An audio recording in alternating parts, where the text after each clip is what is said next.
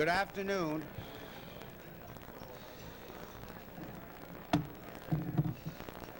Good afternoon and welcome to the National Press Club. That did it. Good afternoon and welcome to the National Press Club. My name is Monroe Carmen. I'm president of the club and editor-at-large at Bloomberg Business News.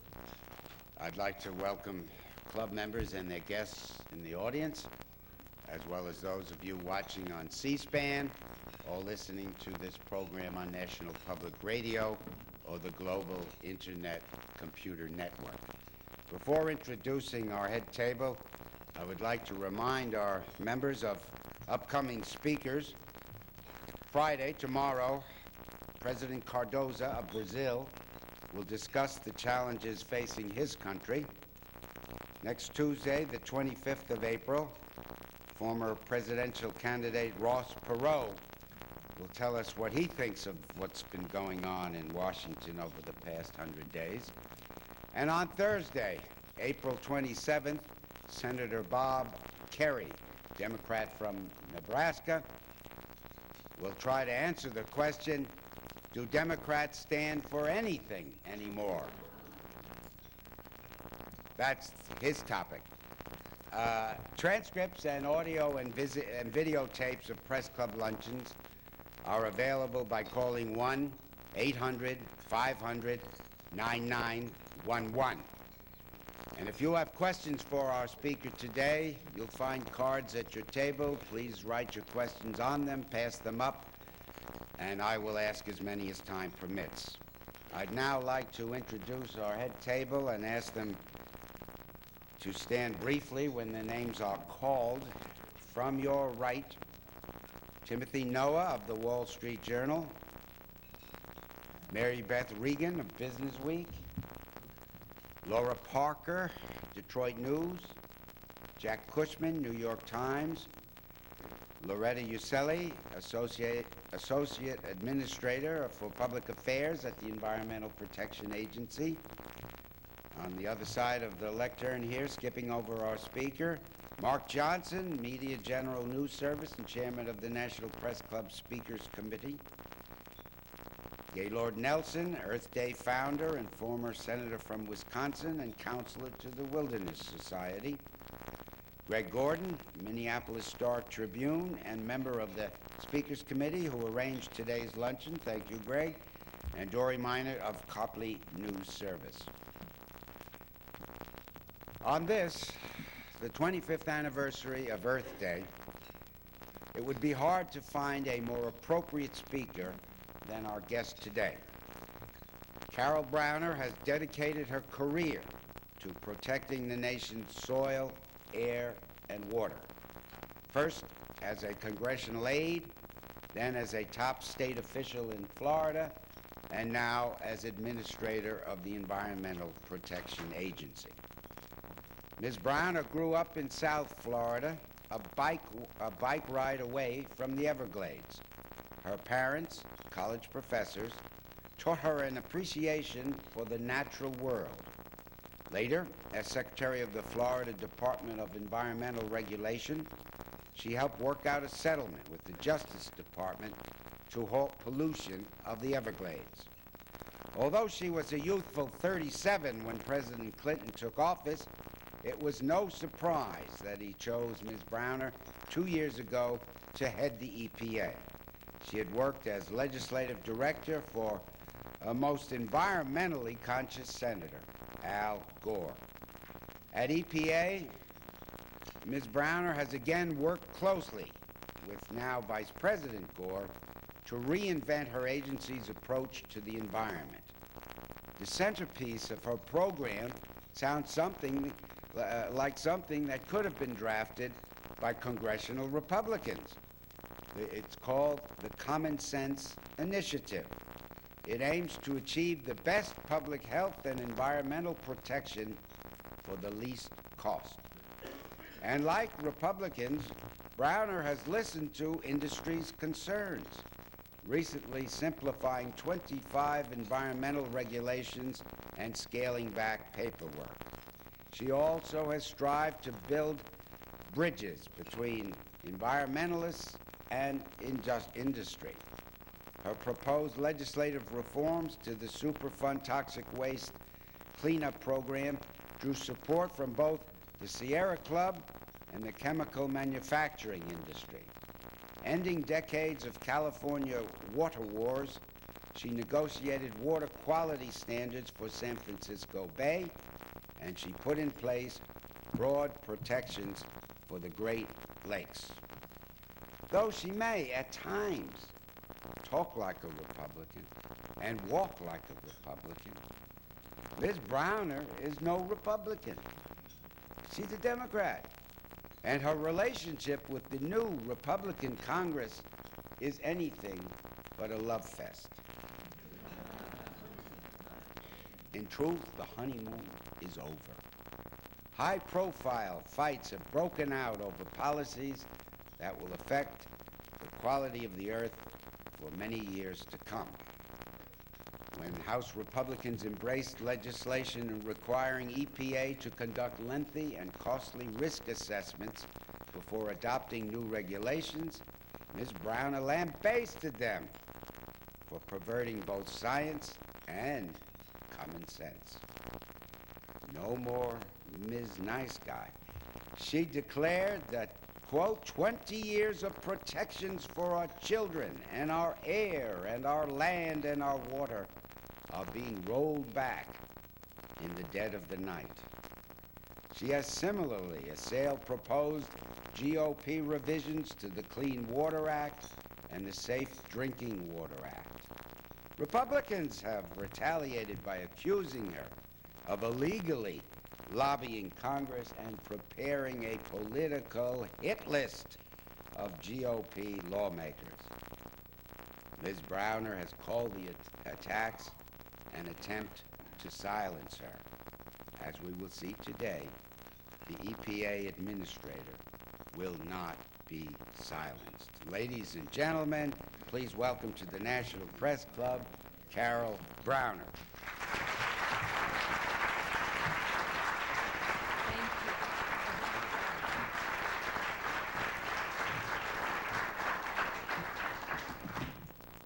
Thank you, Bud, for that very warm and entertaining introduction. And I also want to thank Mark Johnson and Greg Gordon for the opportunity to be with you all today. In honor of the federal employees in Oklahoma City who lost their lives, their children, and their families, I would like to begin with a moment of silence.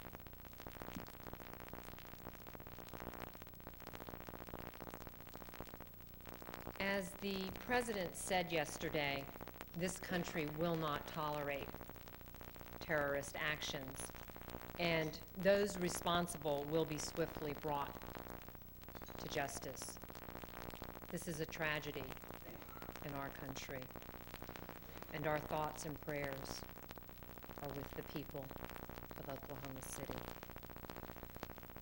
I am pleased today to be joined by a visionary environmental leader, the father of Earth Day, Senator Gaylord Nelson. And I was telling him that I was able to watch a tape made some years ago in which he was interviewed about the first Earth Day, and he related the story of how the idea came to him as he was flying on an airplane across the country, that there was this great energy, this great concern in the people across the country, but their voices had to be heard. And so out of the grassroots and out of his leadership came the first Earth Day.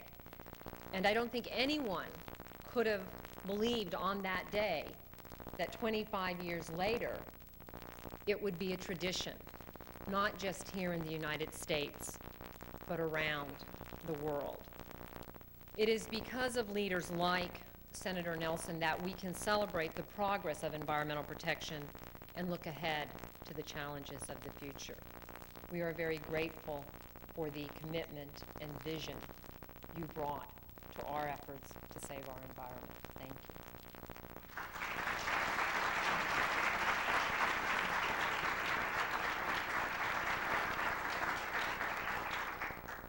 Day honors the very best of who we are, of our national character. 40 years ago, ordinary Americans decided that we could no longer tolerate racial discrimination, and Jim Crow was swept into history. 34 years ago, President John Kennedy challenged the nation to reach the moon, and 8 years later, we all watched as the American flag was planted on the lunar landscape. 25 years ago, 20 million Americans stood up and said, "We must save our environment," and asked their government to protect those things which we all share.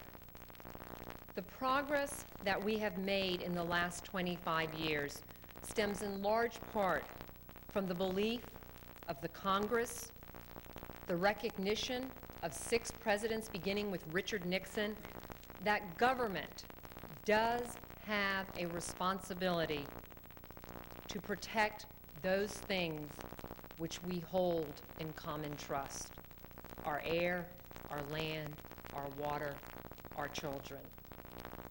The first Earth Day was one of the largest demonstrations of public opinion in the history of this country, and it launched a generation of environmental protection that has given us a cleaner environment, that has created more jobs than most could have imagined.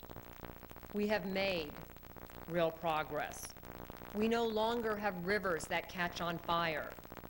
Water bodies that used to be virtual sewage dumps are now vital, thriving places where people swim and fish. Boston Harbor, Puget Sound, Santa Monica Bay are on the rebound. Our skies are cleaner. In virtually every city in this country, the air is cleaner than it was 25 years ago. Smog is down, carbon monoxide is down. By banning lead in gasoline, we have reduced the level of lead in the air by 98% and protected millions of children from permanent mental damage. In just the last 2 years, the Clinton administration has reduced toxic air pollution from chemical plants by 90% and set tough new standards for incinerators.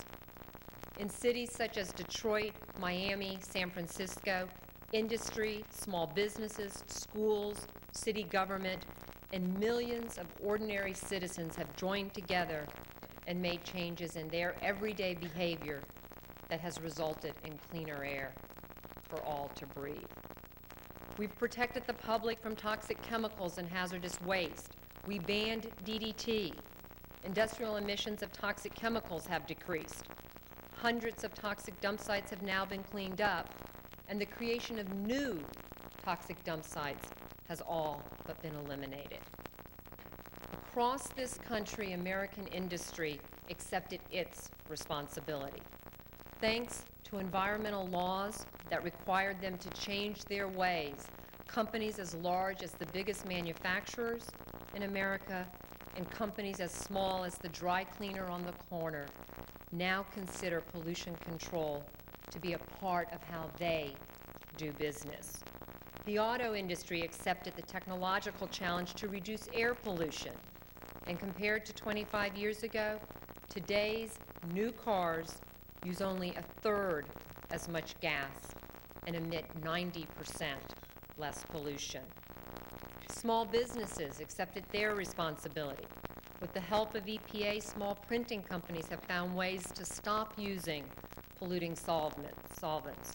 Small metal finishers have found opportunities to reuse metals that they would otherwise dump in the sewer. And some in industry and small business have even gone further. Thousands of enlightened businesses not only comply with environmental laws today, but take on the responsibility to do more, to go beyond mere compliance. In the first 2 years of the Clinton administration, the number of companies voluntarily committing to prevent pollution by conserving water, saving energy, cutting air pollution has increased by nearly 75%. We in government and all of us in this country can be proud of what we have accomplished in the last 25 years. But if we are to be successful in solving the problems of today and meeting the challenges of the next 25 years, we must capture the imagination, creativity, tenacity that has made this country so great, that allowed us to put a man on the moon in a mere 8 years. Government's responsibility today is to create the opportunity, to provide the flexibility so that the best answers, the best solutions can emerge. There is no doubt in my mind that an informed and involved industry, community, citizenry will always do a better job than some distant bureaucracy. For the last 2 years, we in the Clinton administration have committed ourselves to creating new opportunities for all Americans to participate in protecting their environment, industry, community, individuals, to do what they best can do to protect that which we all share. Through our Common Sense initiative, the Clinton administration has brought people to the table to put their heads together, to find new solutions for major industries, solutions never before thought possible, to achieve results that are cleaner for the environment, cheaper for the taxpayer and industry, and smarter for the future of this country. Through our Community Environmental Protection Program, the Clinton administration is bringing people together to take a comprehensive look at how best to protect their community, their neighborhood, how best to make the tough decisions, the tough choices to find solutions that work best for them. What is right for the Florida Everglades will not necessarily be right for the Chesapeake Bay. A brownfield revitalization in Detroit will be different than one in Cleveland. Community by community, we are creating a new generation of environmental protection, and we are seeing the results.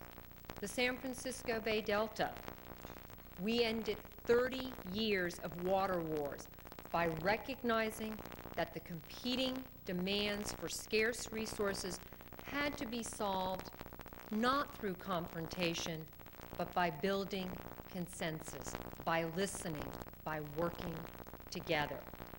Farmers, families, fishermen all have a right to water. By bringing these people together, now all will have the water they need. Fundamental to full and meaningful participation is access to information, and that is why we have expanded the Community Right to Know program, giving citizens more information about toxic pollution in their neighborhoods so they can have the tools to protect themselves, their children, their neighborhood.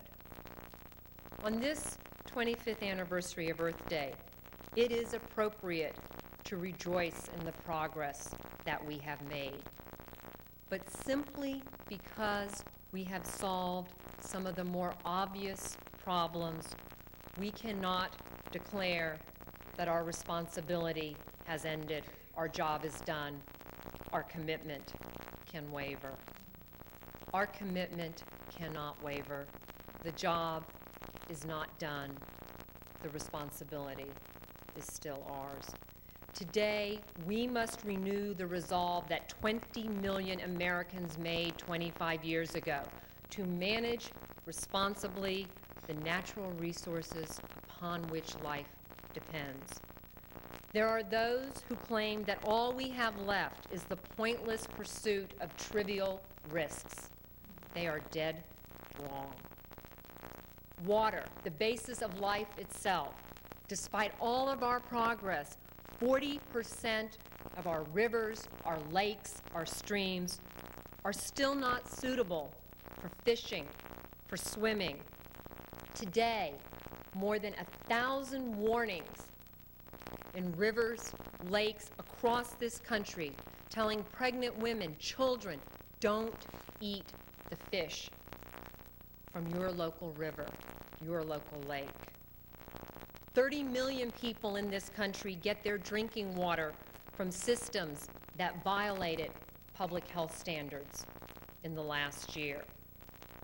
100 people died in Milwaukee from their tap water.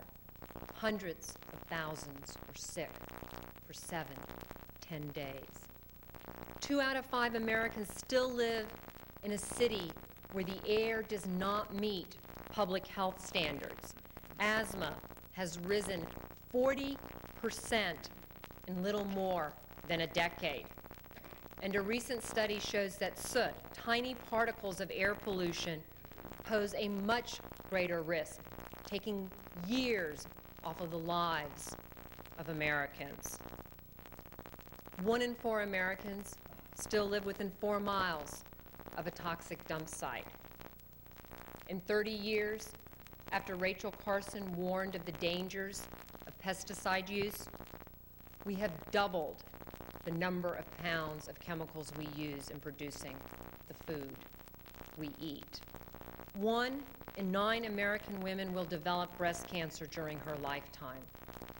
The incidence of breast cancer has climbed 2% per year since the first Earth Day. Prostate cancer is rising 4% per year.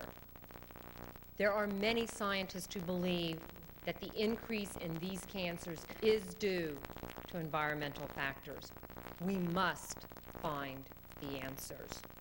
Despite the ban on lead in gasoline, millions of American children still have dangerous levels of lead in their blood, a poison that damages their bodies and stunts their learning.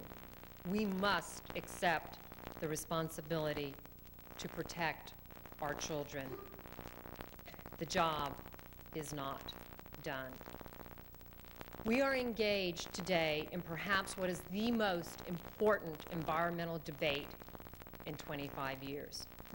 The question before us is whether we will renew our responsibility to those things we hold in common, government, industry, all of us, or whether we will abdicate that responsibility. Will we seize the opportunities that lie before us, or will we squander those opportunities? Will we continue to place the responsibility in the hands of the people of this country, or will we place the responsibility in the hands of a few, the special interest, the polluters?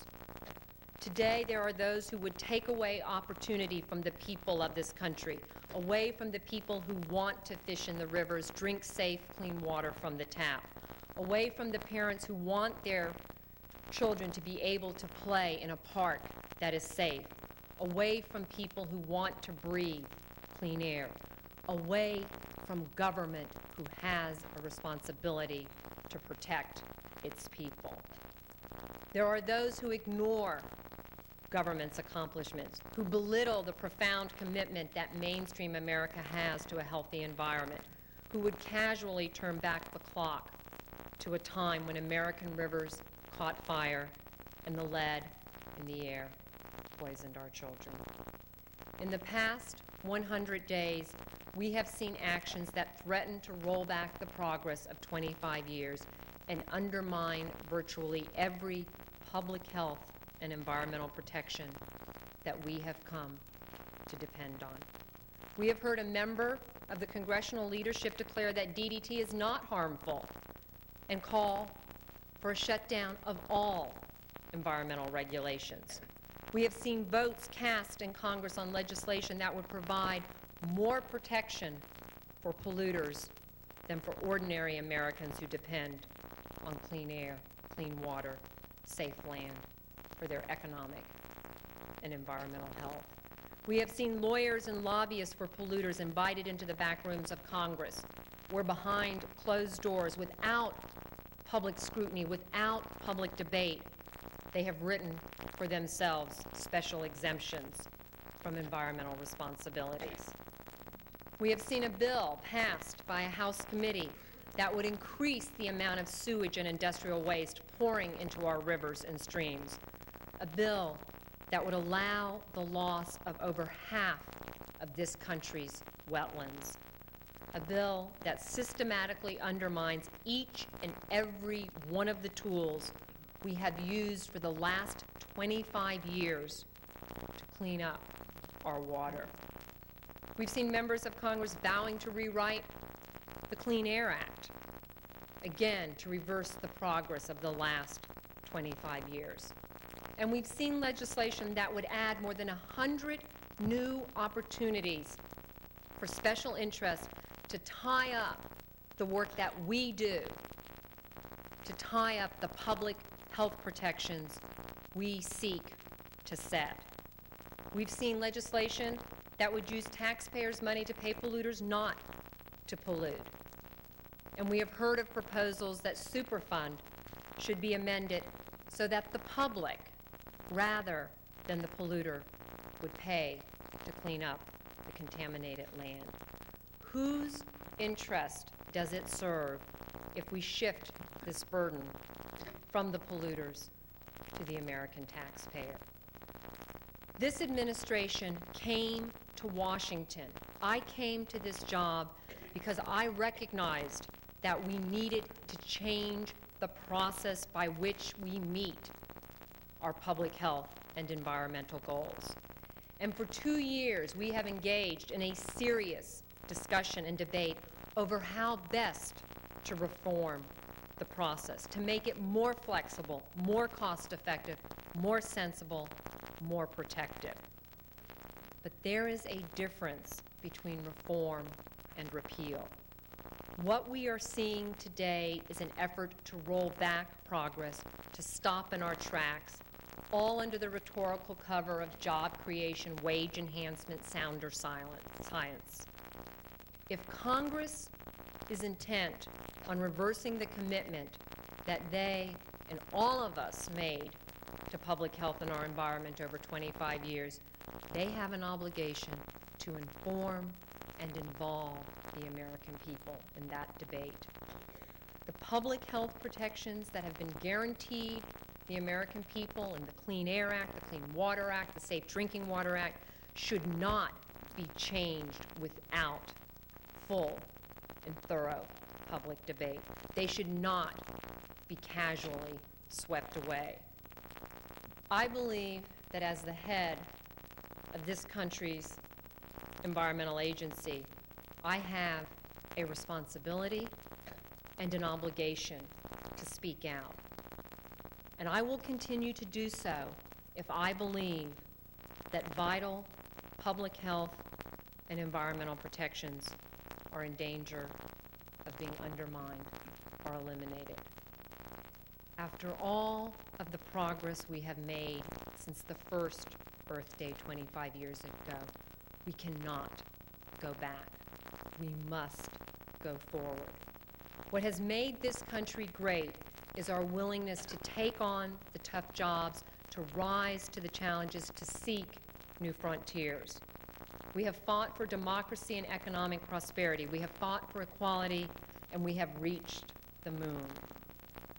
Now we must continue our fight to protect those things which we share, to protect the health of our children. There may have been some 25 years ago when we began this work who believed that in the course of a few short years, the job would be done. The reality is the job of environmental protection is never done. We must be ever vigilant, ever constant in our efforts. Let us celebrate 25 years of progress, but also let us pledge to renew our commitment, to honor our responsibility, and to seek new opportunities to move forward so that we can be proud to pass along to our children, our children's children, a healthy, safe, and prosperous world. Thank you very much.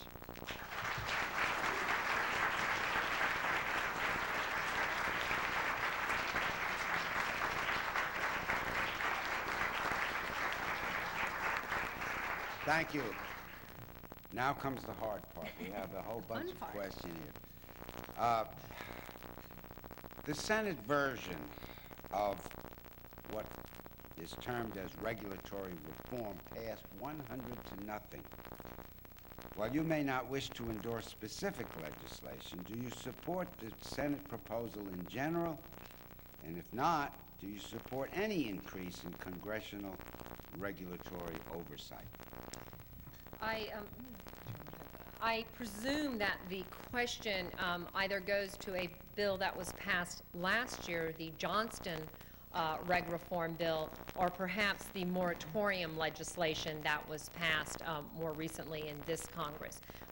What I think is generally referred to as the regulatory reform bill, the cost-benefit risk assessment legislation, has not yet come to the Senate floor. It has passed in the House, and we believe that that bill passed by the House, the Job Creation and Wage Enhancement Act, would essentially prevent us from doing the job that the American people expect of us. We recognize and welcome the oversight that Congress must provide as the executive branch seeks to implement legislation.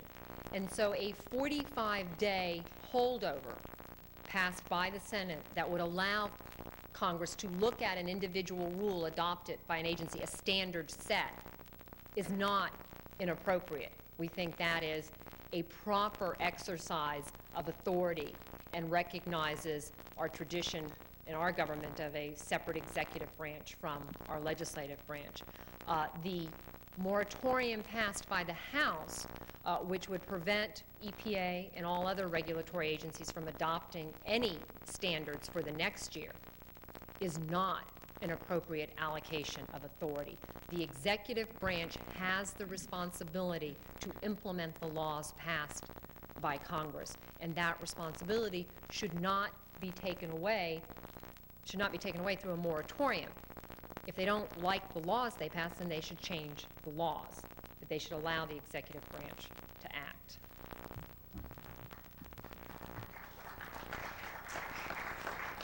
Well, to help our television audience understand the whole issue here, can you address this question? What's wrong with saying that the government should not impose new regulations unless the costs are justified by the benefits? Isn't that just common sense? We have no disagreement with those who say use all of the tools available in making the tough decisions. Risk assessments, we did more than 1,000 risk assessments at EPA last year. Cost-benefit analysis, every major rule I have adopted, every standard I have set since coming to the agency involved a cost-benefit analysis. Our objection is with those who seek to limit the tools in the toolbox or who seek to dictate the outcome of a particular decision by tying it to a simple analysis. Cost-benefit is a very important tool. We must use it. We do use it. We have expanded the use of it. But to require in every single instance that the dollar amounts be applied to human lives, to IQ points lost in our children, and that then juxtaposed to the cost associated with providing those protections, and to deny us the right to act when the benefits are not such that they clearly outweigh the cost is unfair to the American people. My job is to protect people. It's not to wait to see how awful the problem is, wait for the children to be affected. We want to use these tools. We will continue to use them, but we should not be limited in the tools we use in making the tough decisions that we make. Do you have a commitment from the President to veto any of the environmental rewrites working their way through Congress? If so, where are you prepared to draw the line? Well, the President has been very clear that he will use the veto if necessary to protect our air, our land, our water, the health of our children. We are in the middle of a legislative process, a debate that makes it extremely difficult for any of us to understand what a final bill will look like. But the President is absolutely clear that he will not be a party, and in all of my conversations with him is quite elegant on his commitment to guaranteeing these protections to the American people and his willingness to use the veto if necessary. Several questions on the Clean Air Act. What is the future of the Clean Air Act, and what parts of the act are most likely to be reformed or repealed? The Clean Air Act, which we are now in the process of implementing, was passed by Congress in 1990 and was the subject of many years of debate, in some instances 2, 3, 4 years, other portions actually for 10 years. We do not think at this point in time Congress should change the law. We believe that it is a good law, that it is a flexible law, and that we can work within the existing Clean Air Act to achieve strong public health protections in a common sense, cost-effective manner. We have been working with the states who have a large responsibility for the day-to-day implementation of the Clean Air Act.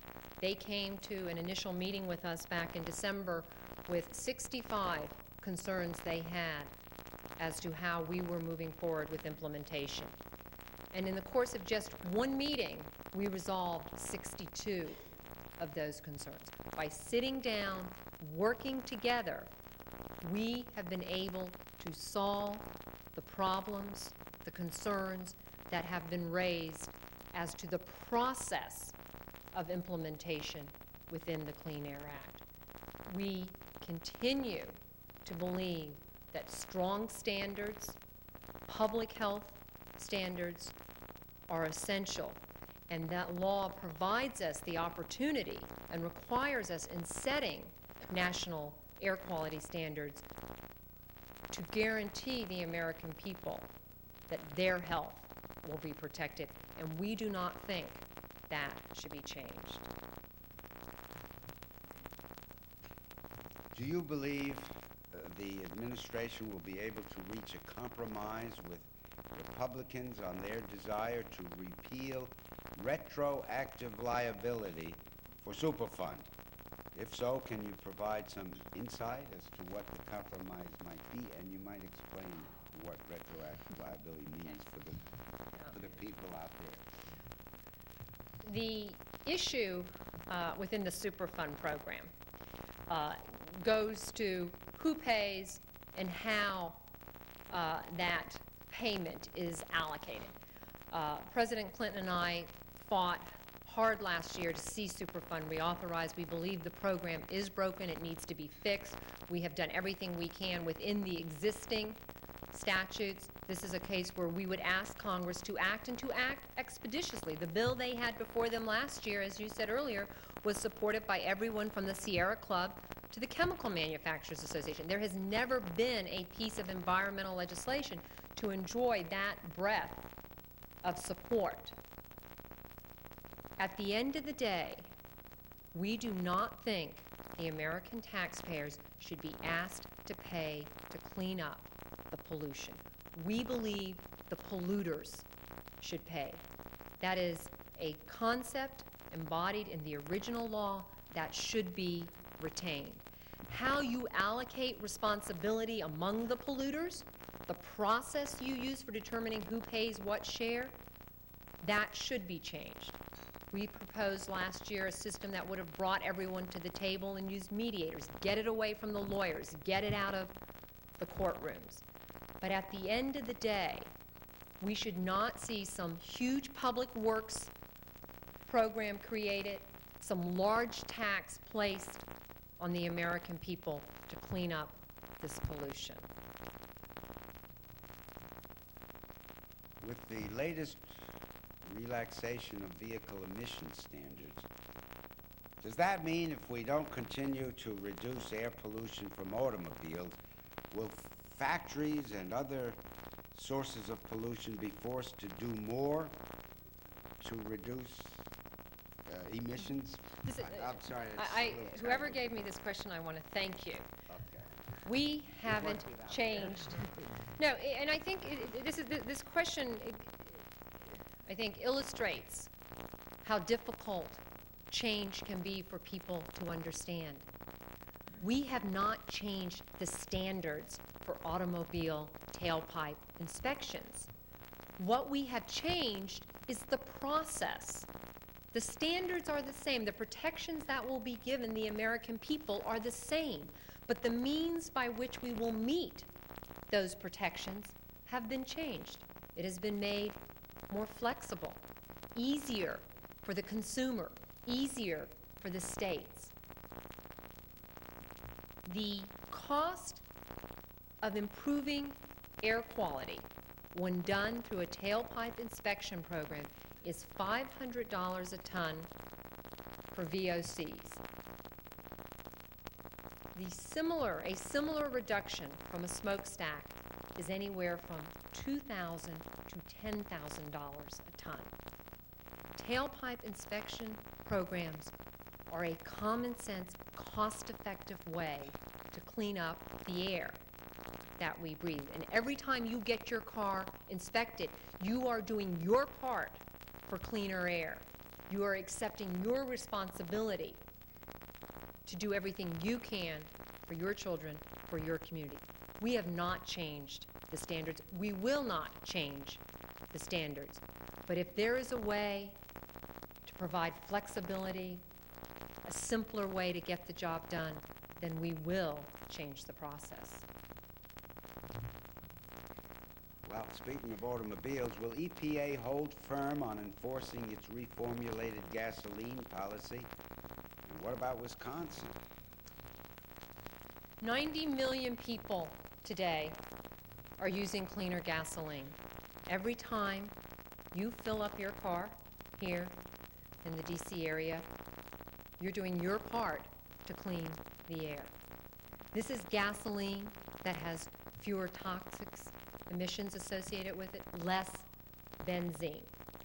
And we have been working to make sure in communities across the country that people understand the benefits of cleaner gasoline, and where there are questions, to answer those questions. We believe that cleaner gasoline is an essential part of a clean air program for this country. What is EPA doing to streamline, consolidate environmental permits? Why can't there be just one permit to cover both air emissions and water releases? We are moving in that direction. Under the regulatory reinvention package that the President announced on March 16th, we committed, as some of the changes we are undertaking, to move towards a one rule per industry. So first we will work within the air arena to take all of the various air rules that might apply to a particular facility. In the case of some, it's as many as 13. Consolidate those 13 rules into one rule for those industrial facilities. When we have completed that, we will then bring in the waste, the water rules. The goal is one industry, one rule, one permit. Will EPA send legislation covering landfills, the Resource Conservation and Recovery Act legislation, to the Hill this session? We have not made a decision as to whether or not we will send RCRA legislation to the Hill this session.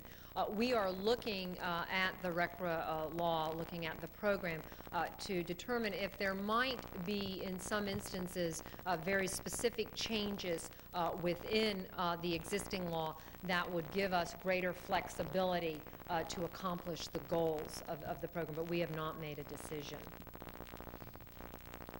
There seems to be an anti-recycling movement brewing in this country.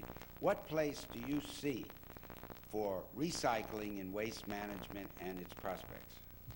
Well, I think we've made tremendous progress in this country in terms of our recycling efforts, and there are estimates now that in the next 4 years we will be able to significantly reduce the amount of waste each of us generates on a daily, weekly, monthly basis, and that is in large part due to the efforts we have made and the tremendous progress we have made in our recycling programs.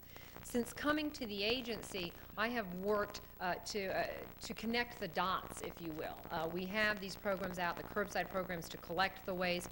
We have an interest in the part of industry in reusing the waste, but those relationships were not what they need to be so that we would have a sophisticated system, a sophisticated enterprise.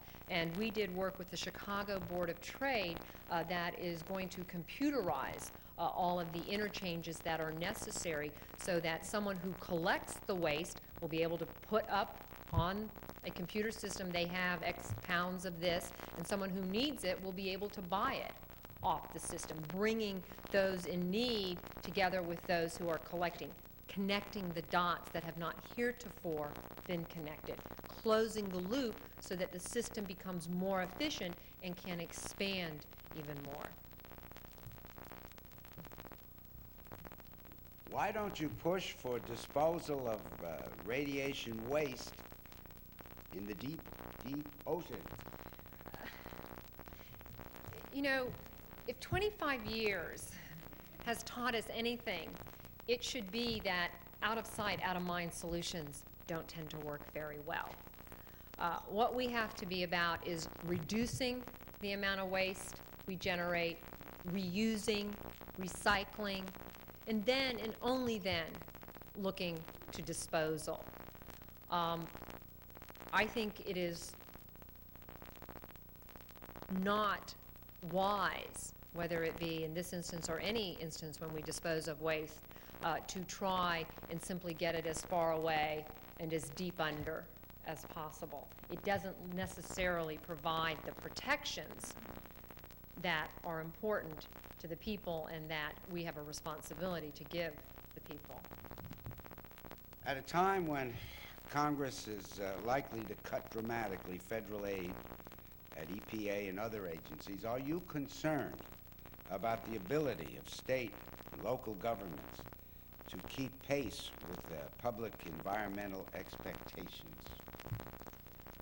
Obviously, this is a time of difficult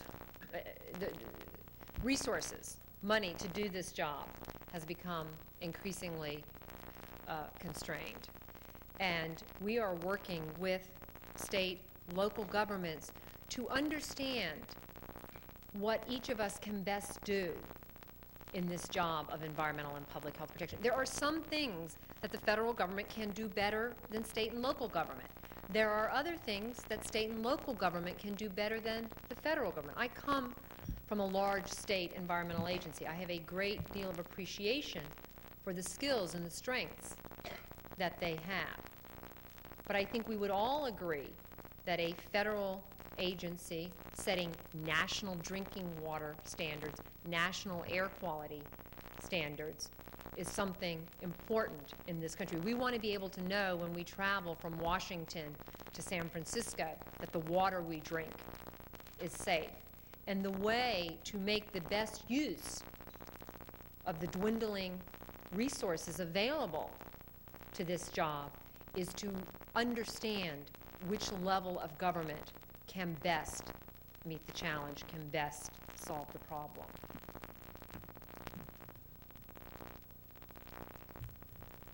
This comes from the audience, not me. Ready? Speaker Gingrich has said that your agency operates the most effective inner-city job-killing program in the nation. How do you respond to that? Well, I read that, and I will be honest with you, I was perplexed. I think he was referring to our Brownfields Revitalization Program, which is doing an awful lot to bring hope, to bring jobs back to the inner city. There are, in every city in this country, far too many communities, neighborhoods, blocks, where a piece of property is fenced off because of contamination. It is not available to that community for redevelopment. A year ago, we launched the Brownfields Revitalization Program, designed to get those sites redeveloped. And we've already been successful at many of them. And we just added another round of sites to the list, and we took 23,000 of these inner city sites off of the Master Superfund list so they would be eligible for redevelopment. I visited one of these sites in a very poor, rundown, many parts of the community abandoned. And I saw a facility that had been cleaned up, restored, brought back to life. And 30 people are employed there today that didn't have jobs previously. And across the street, the housing has now been restored. And they're talking about another revitalization project just a few blocks over. We are bringing jobs and hope back to the inner city through our Brownfield Revitalization Program. I think it would be helpful if you would explain a little bit what brownfield really means for people who are watching this. And the question becomes, is your brownfields initiative to become a key area of focus for EPA's international effort, heralding a change in policy? Brownfields, for those of you who are not familiar, refers to the fact that because of the contamination in our inner cities, pieces of contaminated land that were not available for redevelopment, businesses, developers left the inner city and went out to the green fields, to the areas that hadn't been previously developed. So a brownfield is an area in the inner city which we now are helping to revitalize, to redevelop. I think that the knowledge we are gaining in this process, the technologies that we are helping to develop to undertake these cleanups in a cost-effective manner certainly have applications outside of the United States.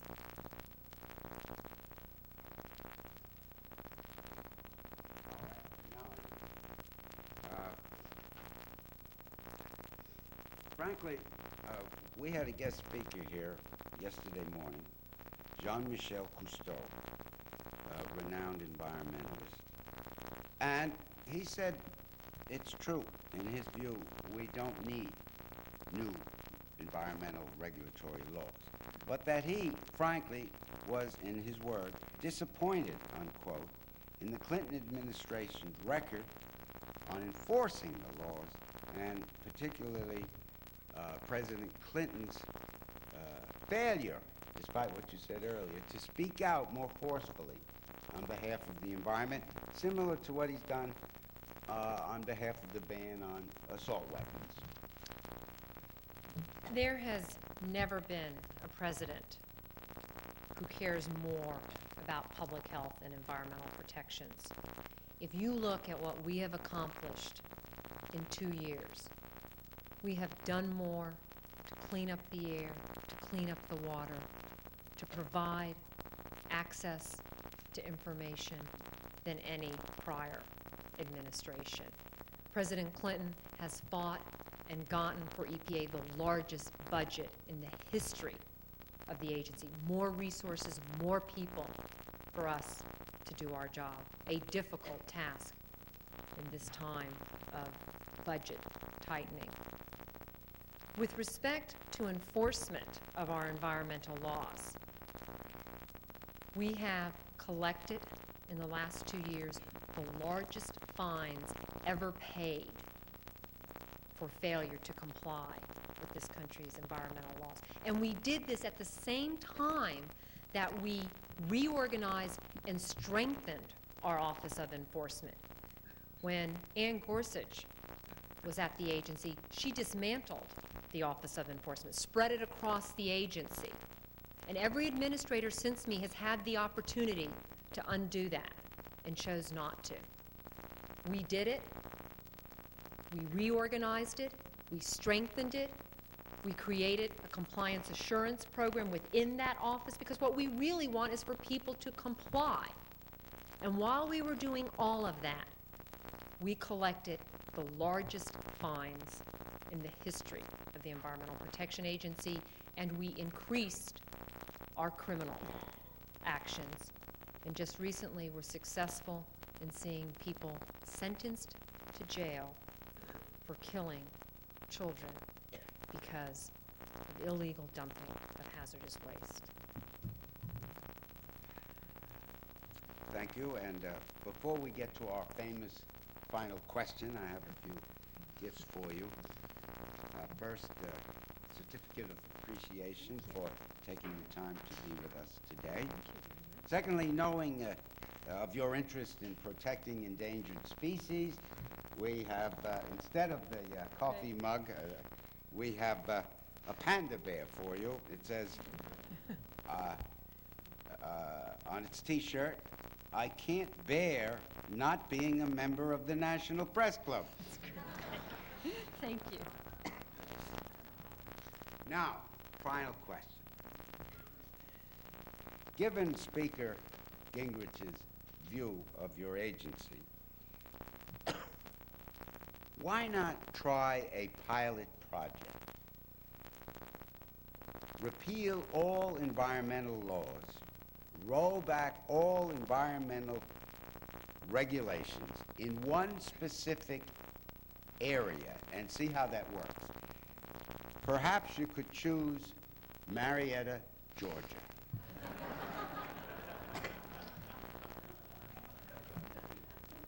It would not be fair to the people of any community for us to select them for that sort of experiment. We, in this administration, believe that we must, as government, protect the American people, protect the air, the land, and the water. And we are committed to doing it in a common sense, cost-effective manner. And we will work with all who share that vision of environmental protection. But we cannot allow the progress of the last 25 years to be undermined.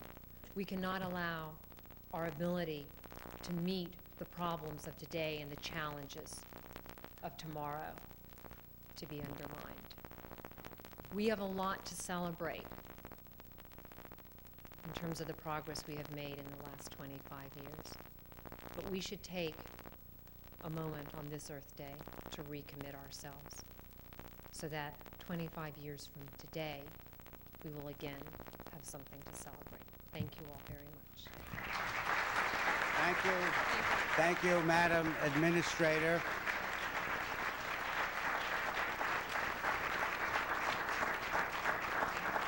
Thank you very much. And I thank you all for being with us this afternoon. That concludes our program. Thank you and good afternoon.